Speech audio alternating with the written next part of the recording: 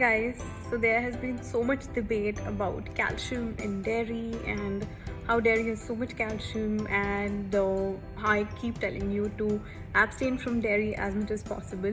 So today I'm going to tell you some food sources which are rich in calcium other than dairy, and the first one is broccoli. Broccoli is very rich in calcium and has more calcium than milk itself. Then spinach is very high in calcium. Egg yolks are high in calcium. You can also go for all the nuts, so almonds, walnuts, pecans, Brazil nuts, they're very rich in calcium. And soy, tofu, bean curd, all of these are very rich in calcium. So if you're deficient in calcium, you also need to check your vitamin D levels. And egg yolks are also rich in vitamin D. Fish is also rich in vitamin D. So you can just have these foods and your calcium levels will be good.